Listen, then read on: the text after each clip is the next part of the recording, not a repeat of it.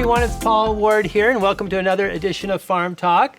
I'm very excited today. We're going to be talking about coffee, and our guest is Lisa Tate with the California Coffee Collective. Lisa, welcome to the show. Thank you. I'm so excited to be here. And we're in a beautiful setting. We're at Rancho Filoso outside of Santa Paula, California. A little windy today, but still a beautiful setting.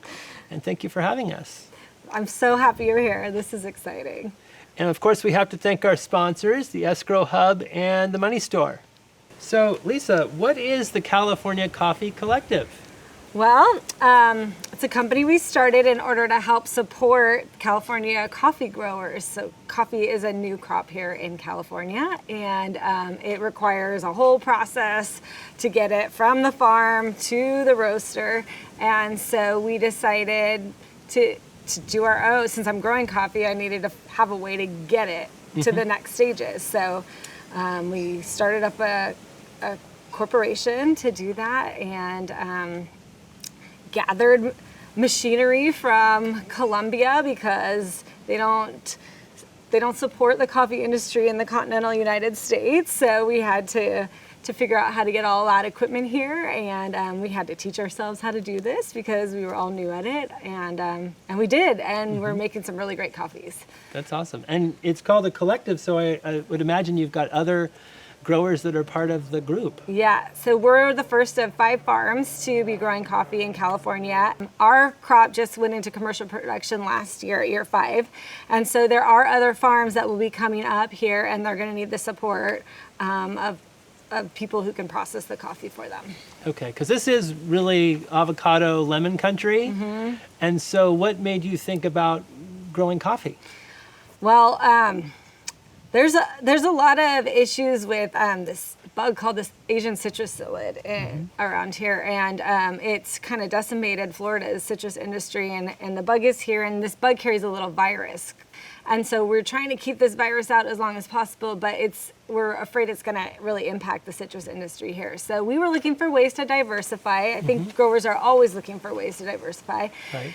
So we ended up hearing about this coffee deal, and we thought, well, we'll give it a try. So we planted 1.5 acres. We planted 2 varieties, and then we wanted to just kind of grow here, you know. So we babied it. It had it was cute. All of the little plants had their own little blankets for the first year to keep them warm, because we were really worried about them getting through the winter and being warm enough through the winter.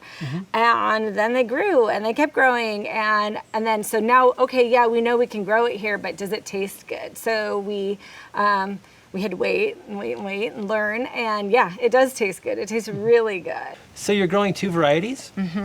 We're growing a geisha variety and a Caturra Rojo variety. They're both specialty coffees, and if we're gonna sell coffee in California, because our labor costs and our inputs are so much more expensive than in South America or in Africa, we really need to be selling specialty coffee and very high-end specialty coffee. So we're growing 2 varieties. The geisha is one of the more expensive varieties in the world, and it has a very tea-like flavor, but it is a little bit more of a slow starter, so it took a while for that plant to get going, and it doesn't produce as much fruit. We call it fruit. And the Caturra is a little hardier, and it grows a lot more fruit, and so we wanted to kind of, again, diversify, hedge our bets a little bit. So we planted both of those.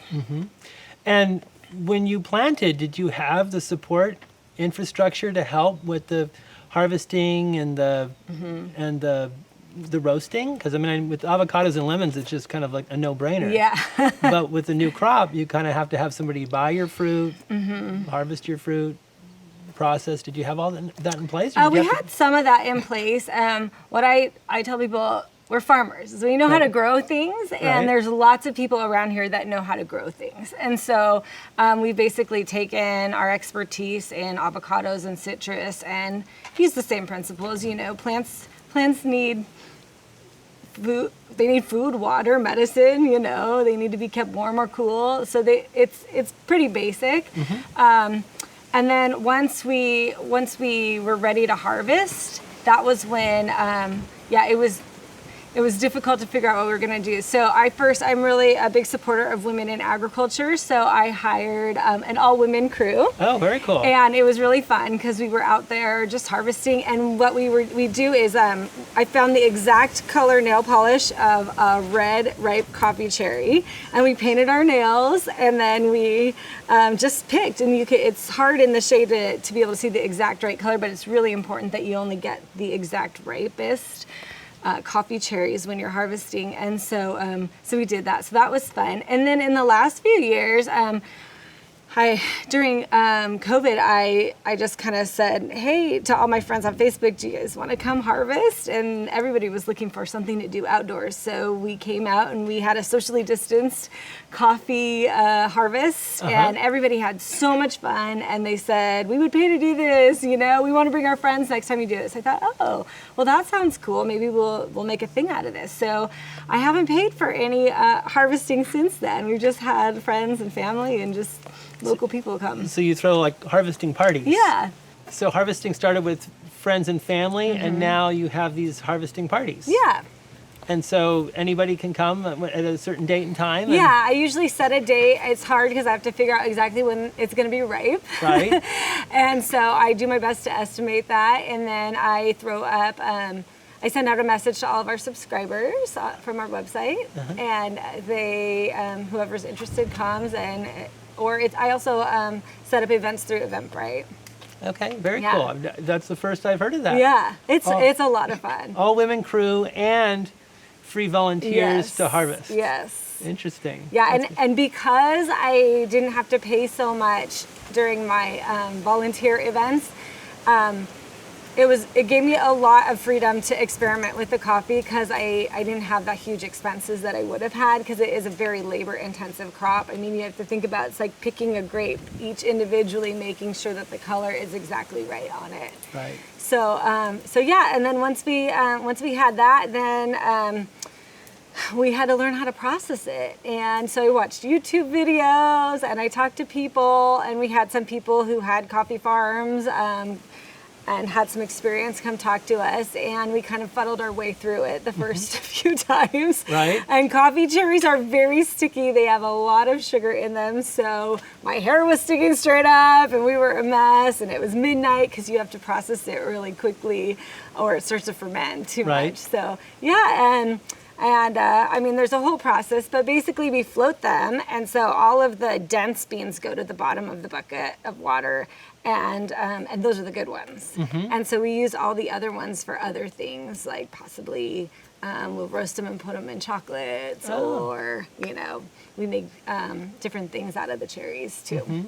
And who does are you in the roasting game too? So after all of the coffee is pulped and fermented and dried, and then it sits. It takes about 4 months from the time that it's picked, a minimum of 4 months, to the time that it's ready to roast. So when it's ready to roast, we have some co-owners of the California Coffee Collective, Ragamuffin Roasters, the owners of Ragamuffin Roasters. They do all of the roasting for us. Okay. And then you can buy the coffee from them. A lot of times we do them through auctions, or we sell through auctions, or we sell. My favorite way to do it is through coffee cupping events, where we get to actually lead you through the event and do a whole coffee cupping. Fancy. It's kind of a party for about 8 people, and we slurp it. It's a lot of fun. Yeah. Very cool. So if somebody's listening or watching our show, could they go to a website and? Yeah, they can go to our website. Right now we're all sold out for the coffee that we're selling on our website. But if you're interested in scheduling a private event, we can discuss that. Or if you just wanna, you can talk to me individually. I have a private reserve stashed away. Very cool. And what is that website? It's CaliforniaCoffee.com. That's a great name. That's a great name. So you come from a long line of farmers. I do. You're the first one of many generations to break into coffee. Yeah. No. Well, the first one to get into coffee, but I'm not.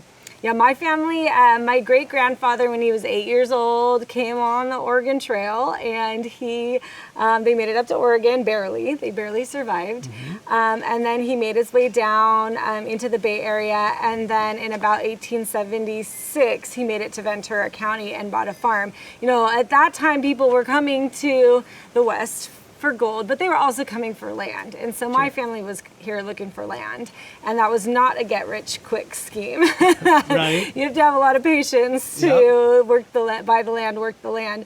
And so they did, and they just gradually accumulated farms. And then my great-grandfather found this farm and built his home here in 1926 and moved his family here, and we've been here on this property ever since. Wow, and this is called Rancho Filoso. Rancho Filoso, which Filoso means sharp ranch, and my family is a sharp family. How do you determine the quality of your beans when you're picking? And also, too, if you have the public coming and harvesting, how do you teach them what to leave on the bush? Yeah.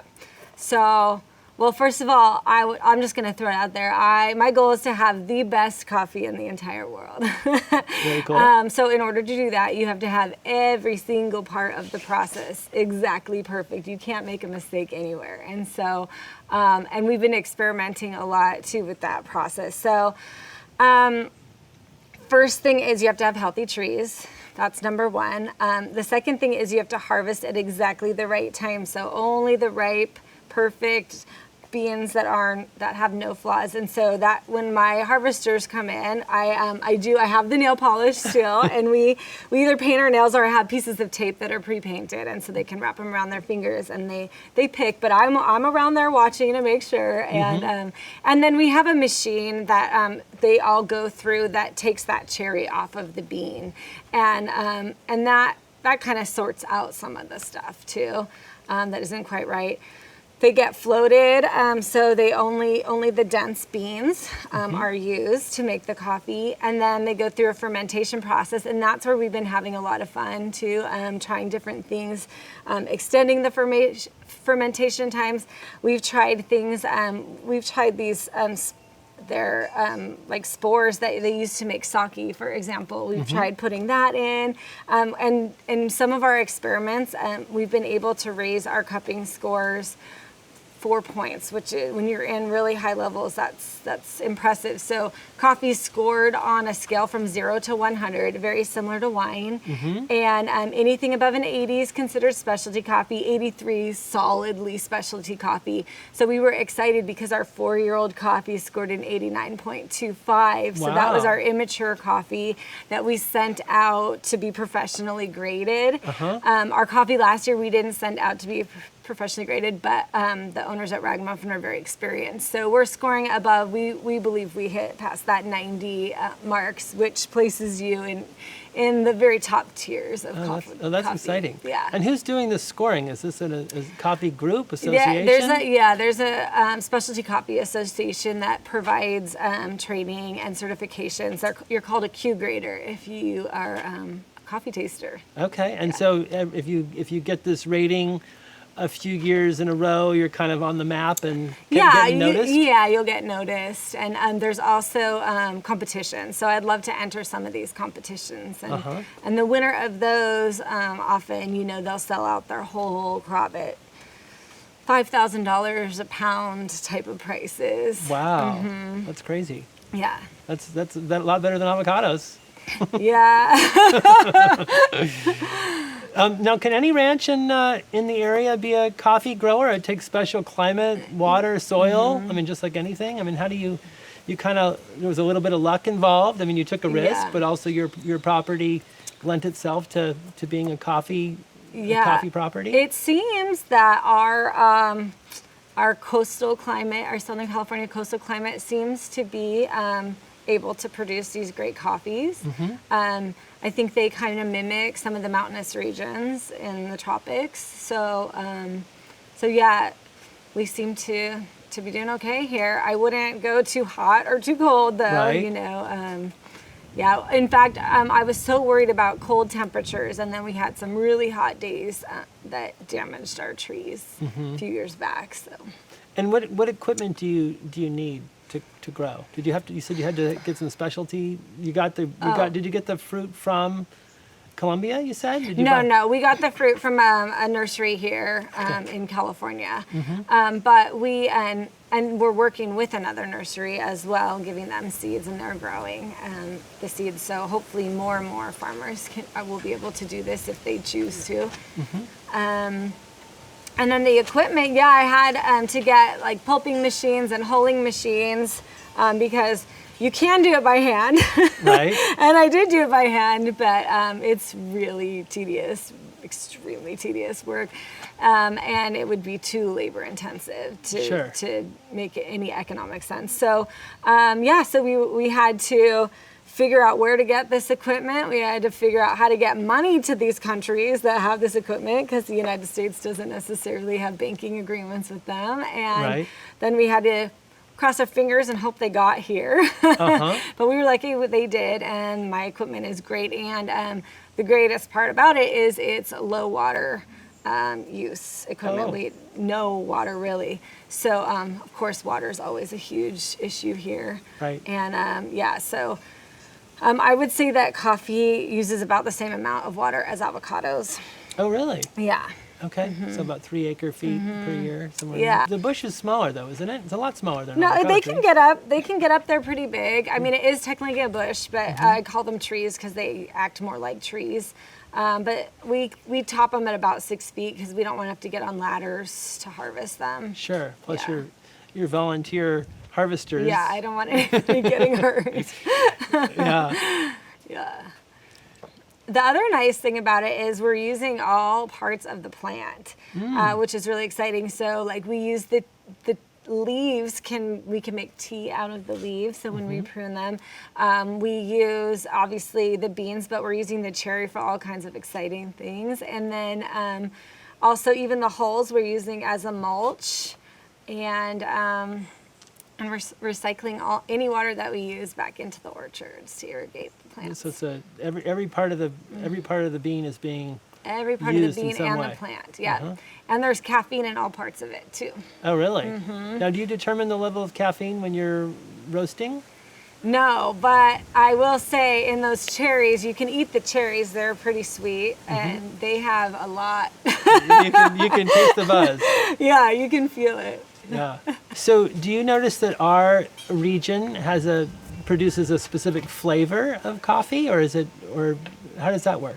Well, I don't know because I haven't tried too many other coffees in this region because it's such a new thing, but I will say our coffee absolutely has a different flavor, and it has a natural sweetness, which you don't even need to put sugar in it. Really? It's really It's that sweet? And our coffee, the geisha is known for being tea-like, so very smooth. You won't taste any of the acid that normal coffees have, and it definitely has some floral and tropical undertones depending on which variety you're getting. So I mean, a good coffee takes you on a kind of an experience, and so we taste it when it's warm, and we smell it and we taste it, and then as it cools, we taste it again, and you get a whole different experience on the cool coffee. So how did you get into the coffee game? Okay, my parents decided to do this before I came on board. I was a stay-at-home mom for a while, taking care of my kids and working here part-time. So they and our ranch manager made the decision to try out this coffee, not knowing what I was going to get myself into. So 5 years later, we developed this whole new business out of it. But they really wanted to diversify and try something new. And I think it's been really exciting, trying something new. And when you see that first coffee cherry, I mean, it's really exciting. There is a funny thing though. So we had this woman come, and she's a coffee grower in South America, and she has 300 acres of coffee. That's a big area. That's big. And she came over, and she grabbed our cherries, and she started squeezing them. And she was watching it, and there were all these drips coming out of it because the fruit has a lot of water and sugar in it. And I was like, oh my God, what's wrong with it? Because I was still learning. And her eyes just kept getting bigger and bigger. And finally I said, what are you doing? She's like, well, I'm milking the cherry. I said, what is that? And she said, I just got 6 drips out of this. And I was like, oh, okay. She's like, I've never gotten more than 4. Wow. And I think that's a testament to how healthy our plants are. And she was also amazed because we have fertilizer tanks. And so we get lab samples, we get soil analysis, and we get tissue analysis. So we know exactly what our plants need, and we give them the nutrients that they need. And she said, well, we couldn't do that because the tanks would be stolen in one night where we are. Wow. So I think that's one of the things people always ask me, like, how can you just come in here, start something new and be really, have this amazing coffee? And I don't. We have some advantages that maybe some other people in other places don't have, and that we have all the science to back us, and we have all this equipment to back us, and we farm. That's what we do too. So, Right. so I think those have all helped us get us where we are. Interesting. That's an interesting comment that she said that if she even had the tanks, they would be stolen. Yeah. So Things we don't have to yeah, worry about we don't really think about here. that Yeah. here. Yeah. Interesting. So what is the name of the coffee if I wanted to buy a bag of coffee? Oh, it's called Filoso, and it's through the California Coffee Collective. Yeah, and actually, you can buy it in bags right now, but I would recommend holding off because our packaging is stuck on a ship, and it comes with a really specialized glass to drink it out of, because when you're talking about coffees at this level, you want to make sure you're drinking it properly too, and it'll come with a recipe as well on how we recommend you brew it and how you drink it. So how do you drink a special coffee? I have to ask. Well, we recommend pour overs. Yeah, just a normal pour over that you could learn how to do watching YouTube if you don't already do it. Most people who are really into coffee already know how to do a pour over. But yeah, and then drinking it out of the glass is shaped so that you get the aromas too that you're meant to get, and you're tasting it as it comes in at the right kind of places in your tongue. Interesting. Yeah. I am drinking the wrong coffee. That's all I can say. I am drinking the wrong stuff. This coffee's not like any coffee that you've probably ever tasted. Like, it doesn't need creamer, it doesn't need flavoring, it doesn't need sugar, and that's what makes it special. Mm-hmm. In fact, I would say that you would ruin it if you do that, because then you can't taste what's so great about it. Yeah, I gotta try some. Yeah. Very And the cool. other thing that's interesting about it is it's our roasters. So I'm not a roaster, but my partners are roasters, and they say roasting it is unlike any coffee they've ever roasted. And they have over a decade worth of roasting experience, and they get coffees from all over the world for their shops. And normally you roast by sound. You hear it cracks during the roasting process. You get a first crack and a second crack. But our coffee doesn't crack, and so they're having to do it by sight, which is not normal. So we don't know why it doesn't crack, but our roasting, it does roast very, very differently than other coffees. So if we were going to sell our coffee to a roaster, we would definitely have some recommendations on how to get the best. Now, would the same bean grown in a different area not crack, or you just don't know? No, it would crack. It would crack. These So there's beans something grow about the in others. region. There's something about, I don't know if it's the region or a farm, but something's different about it. Interesting. So they're roasting beans from all over the world, and something about the local climate and bean combo, they're not Something's cracking. different, yep. Interesting. And don't add cream and sugar. Don't ruin it. All right. So we're in a beautiful spot, Rancho Filoso. It's a little windy. A little windy today. We're up on a hill. The ocean is off in the distance, and you're surrounded by beautiful avocado trees. Your property was hit by the Thomas Fire in 2017. Yes. We lost about 50 acres of avocados in one night. Just blew through. And our coffee trees were young, and they were surrounded by avocado trees. But it was amazing because not one single coffee tree burned, even though all the avocado trees around it burned. And there were some that got hot, you know, they got scorched because it was really close. But yeah, none of them burned. So Interesting. they're little miracle plants. So Lisa Tate, I want to thank you for being our guest on this edition of Farm Talk.